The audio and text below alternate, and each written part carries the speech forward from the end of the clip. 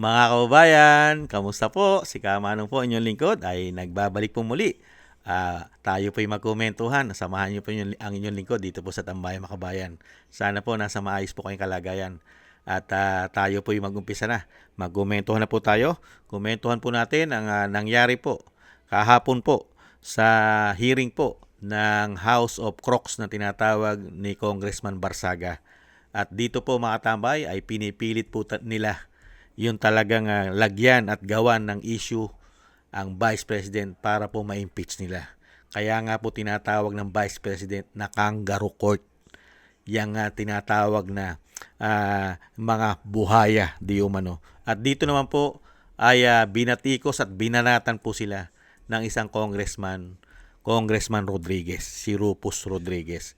Ipinamukha po sa kanila ang kanilang sinasabing mga ebidensya, mga kababayan, mga ebidensyang wala naman pong kasusta-sustansya at hindi po pwede na ito'y maging ground ng impeachment. Painggan po natin ang kaganapan doon at komentuhan po natin. Mag-umpisa na po tayo, mga kababayan. Breaking news po, dating Did I hear from you that you want records from a law office? within the Securities and Exchange Commission and had been submitting annual financial You cannot subpoena law firms for representing a person either accused or in impeachment cases. Did I hear from you that you want records from a law office? I heard something because this is new to us. This is a surprise to us, all of us here, that they are now a subpoena for entities that are not included in the complaint. So are you saying there's something about a law office? To be clear, these are in the SALN of the Vice President for 2023 and 2024. So I think there is nothing that prevents this committee from basically issuing subpoenas on documents that are actually public documents, Madam Chair. No, I'm asking specifically. There was a statement. You're asking for subpoena for a law office. Yes, because our assumption is that this is an unincorporated law office because it was stated as one of the business interests of the Vice President in her SALN. Are you not aware of the privilege communication between lawyers and client?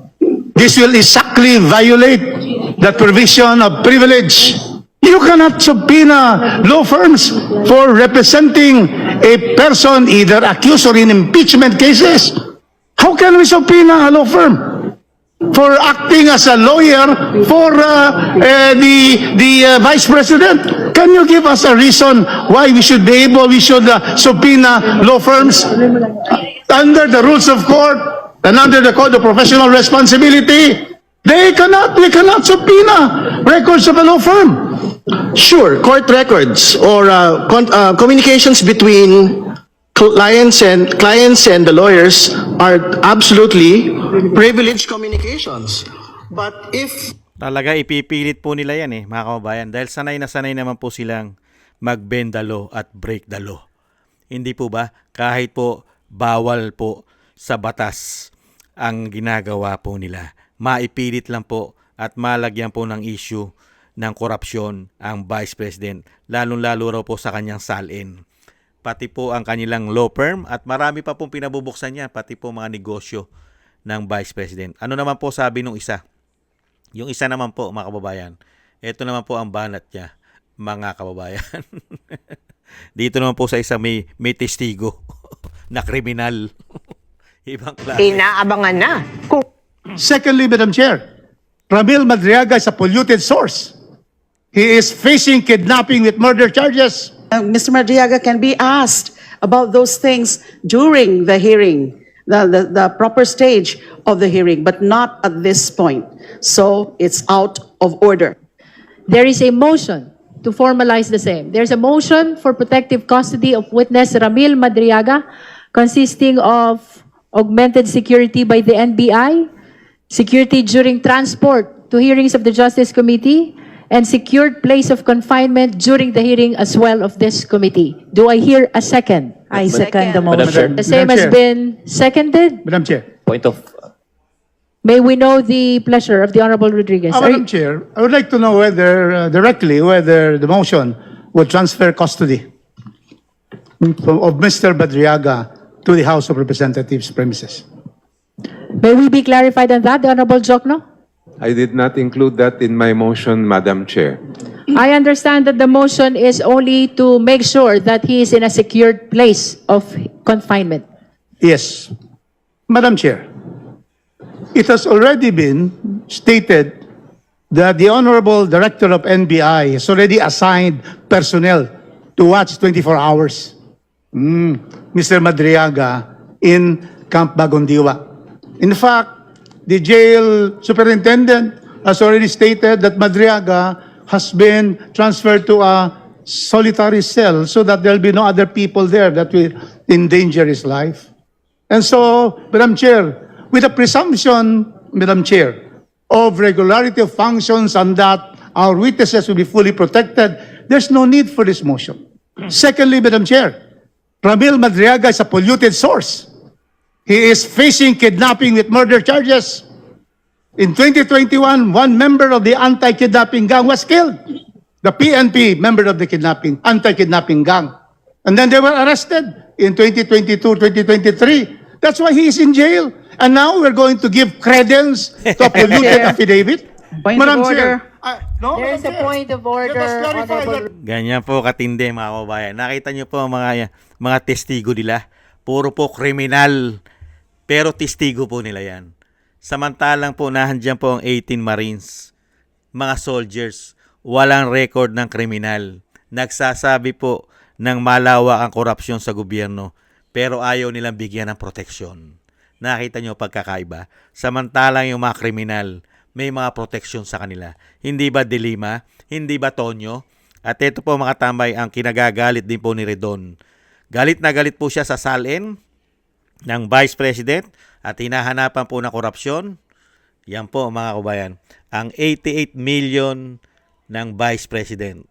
Samantalang kay Bonget, mga kabayan, lumobo po ng napakalaki ng pera at ngayon po ay 1.3 billion ang tinatawag pong bangag ng kanyang ate at ang tinatawag po ng Vice President na tambaluslos, ang kanya pong salin ay nasa 3.465 billion ang tinatawag na tambaluslos. At yan po ay lumobo ng lumobo, mga kababayan. Pero wala pong pakialam si Redon dyan. Mas may pakialam po siya sa 88 million. Ganyan po katindi ang sinasabi pong mga buhaya di umano. At siyempre, meron pa po isa mga kababayan. Yung isa pa po na ibinibintang po nila sa Vice President. Hindi lang po yung kay Madriaga, hindi lang po yung Salen at sinasabing COA. Ito pa po, pati po ang DepEd na siya po yung naging secretary ay pilit din po siyang mga kababayan gustong i-impeach. Pinaliwanag po ni Representative Rupus na hindi po impeachable ang isang sekretary ng DepEd. Mga kababayan, pakinggan po natin si Congressman Rupus.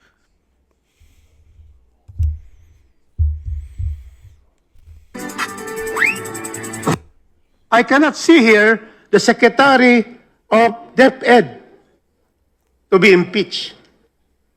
In other words, Madam Chair, these allegations about actuations of Vice President Sara as a duly appointed Secretary of Education is not within the jurisdiction of an impeachment court. We're not impeaching here a Secretary of Education. In fact, Madam Chair, it is very clear that once you are able to, we'll see there are some grounds of the Vice President to be able to be tried in the Senate, it is only a removal from office of the Vice President and perpetual disqualification. In the case of the second ground, specifically, it talks about actions of the confidential funds in the Department of Education. Madam Chair, the Executive Order 292 of the late President Cory Aquino, under his legislative powers in 1987, provides that the office of the Vice President is totally different from the office of the Secretary of a department. We have here, very clear, I have here, you can see here, Book 2, Distribution of Powers of Government. What does it say? Here, executive, exercise of executive power, the President. It is vested in the President. And Section 12, the Vice President also shall have the same qualification and so forth of the President, and he will be, it is he here, but it should be genders equal, may be removed from office in the same manner as the President. So this is under Book 2, Chapter 3. Now, we go to the Secretary of Education. Where is he found? It is on Book 4. Book 4 provides for the executive branch. The departments, it says here, Section 1, the executive branch shall have departments as are necessary for the functional distribution of the work of the President for the performance of function. Section 3, department proper. The department is run by the Secretary. Madam Chair, all of this will show that there is a dichotomy, a separation of the Vice President when he was appointed without need of confirmation. Then that is another duty of hers. And we are not here going to try the Vice President as Secretary of Education. We are only here to try his actuations in the office of the Vice President, wherein removal in case of impeachment could be ruled by the Senate. And therefore, Madam Chair, clearly, according to our rules which says, determination of substance is met when there's a recital of facts constituting the offense charged, and there is an and here, and determinative of the jurisdiction of the committee. Determinative of the jurisdiction. What is jurisdiction of our committee? Impeachment is an impeachment now committee to impeach. The charges are to impeach the Vice President as provided by our Constitution. So therefore, not only is there a lack of recital of the facts, what is important here is that this round 2 is not determinative of the jurisdiction. So everything here, from 2 up to 6, which pertains to the Secretary of Education, should be ousted and dismissed immediately. Yan po mga kababayan, nakita nyo po, magkaiba po eh. Tama-tama po sinasabi dahil yun din po ay nasa konstitusyon at yun po ay panahon pa at yun po ay pirmado at naging batas ng 1987. Di po ba nung panahon po ni Corazon Aquino. Iba po ang posisyon at sinasabi po ang Vice President at iba rin po ang posisyon ng isang secretary appointee. Dahil siya po inappoint bilang secretary. Magkaiba po yun. Siya po ay naging secretary at sa isang pagkakataon ay siya naman po ay halal ng bayan bilang Vice President. Ngayon, kung may issue sila sa DepEd, ay kailangan po nila kasuhan yan. Saan? Sa Ombudsman. Imbestigahan ng Ombudsman. Hindi po ba? Hindi po kasama sa impeachable yan. Sinasabi po ni Congressman Rufus. Nakita nyo po. Dahil nga po, mga kababayan, wala na po kasi silang ground. At hirap po silang makahanap kung paano po nila i-impeach ang Vice President. Kaya po lahat ay ginagawa na po nila. Kahit po paglabag na po sa konstitusyon at mismo sa kanilang institusyon, mga rules ay labag na po. Dahil nga po, ang ginagawa po nila ay puro fishing expedition at napakarami pong break the law, bend the law, at pati po ang ginagawa po nilang sinasabing ibinibigay at ipinakikita sa taong bayan na sinasabing credible na mga witnesses o witness ay puro po galing pa sa kulungan. At mismo, wala silang makalkal dahil napakahirap pong i-impeach ng isang Vice President na wala naman pong ninanakaw dahil mismo ang COA, ang kanyang pondo, pagdating sa COA ay maayos po. Wala pong problema ang kanyang pondo sa COA. Paano mo i-impeach ang Vice President na wala naman pong problema? Hindi po ba? Ang impeachable po kasi na sinasabi ni Congressman Rupos ay yung pagiging Vice President niya. Wala po siyang naging problema sa COA. At ganun din po. Hindi po ba? Pilit lang po nilang gusto nilang hanapan ng ground for impeachment ang Vice President na puro naman po kapalpakan. At ito pong mga tao na ito ay wala pong pagmamahal sa taong bayan. Wala po. Wala pong pagmamahal at wala pong simpatsya sa taong bayan ang mga hayop na yan na nag-i-impeach sa Vice President. Wala pong impeachable ang Vice President. Maayos po siya. Ang napakarami pong issue ng korupsyon at pagnanakaw ay sila. Sila ang kanilang administrasyon. At ngayon po ay naharap tayo sa matinding problema, hirap ang ating bansa. Hirap, napakahirap ng sitwasyon. Pero ang ginagawa pong trabaho ng mga hayop na mga congressman ay impeach lang po ang isang Vice President na wala naman pong impeachable offense na nagawa. Nakita niyo po napakahayop di umano. Problema ng bansa ngayon, kahirapan. Pero ang inaatupag po ng mga congressman na nag-i-impeach sa Vice President ay puro pang sariling interes. Pang sariling interes para po hindi sila mawala sa kapangyarihan at hindi na sila matanggal at makulong. Puro protection po nila ang iniisip nila. Puro seguridad at yung security nila inintindi nila. Pero ang taong bayan, naninanakawan po nila at ginagagot ni Wawalangya. Ninanakawan na tayo, pero baliwala sa kanila. Puro pang sarili. Kaya nga po itong mga tao na ito, sana dumating po ang panahon na magwakas din po ang mga hayop na yan. Di umano. Magwakas din po sana sila, mga kababayan.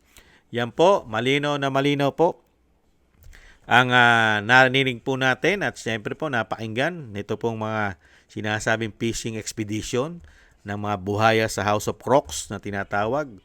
At nakita po natin kung ano po ang sinasabi nilang mga ground of impeachment ng Vice President ay nahandyan po si Congressman Rufus Rodriguez na sinupalpal po sila.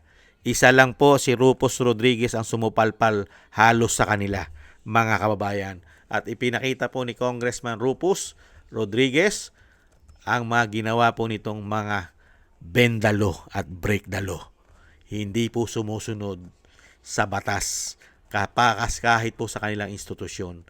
Ito pong mga hayop na ito, di umano, mga kababayan, para lang po ma-impeach ang Vice President. Tayo po yung nagpapasalamat kay Congressman Rodriguez, Rufus Rodriguez, at ipinakita nyo po kung paano po ang ginagawa ng mga buhaya at sakim sa kapangyarihan.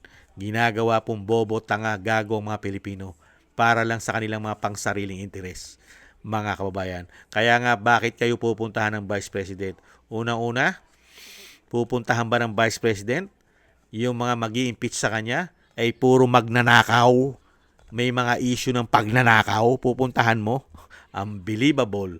Saan ka nakakita? 88 million? Gusto mo pa pakalkal, pati yung mga businesses, pati law firm, na bawal at may batas. Di po ba? Kakalkalin mo. 88 million, mga negosyo ng Vice President. Pero inaprubahan na po nila yan. Aprobado na po yan. Pabubuksan daw po nila. Ganyan po sila katindi. Pero yung mga bilyon-bilyon ang inilaki ng kanilang salin, okay lang po sa kanila yon. Bakit po? Kasama po kasi sila ron sa lumaki. Lumaki ang mga asset. Lumaki ang mga kayamanan. Kasama rin po yata sila ron. Hindi po ba? Mabuhay po kayo, Congressman Rufus Rodriguez. At sana po ay yung ginagawa nyo ay tuloy-tuloy na po yan. Dahil nga po, alam din naman ninyo na pabagsak na sila. Di umano. Kaya marami po diyang babalimbing. Sakit po kasi ng mga congressman yan. Yung paborito po nilang prutas ay balimbing. Hindi po ba? Maraming salamat po, Congressman. At syempre po, thank you po sa gusto po natin Tambayang Makabayan sa YouTube at TikTok. At ganun din po sa ating mga subscribers at sa patuloy po nagsusubscribe, sa mga nagko-comment, like, share, and subscribe. Mabuhay po kayo. Thank you po sa inyo. At shoutout po mga kababayan.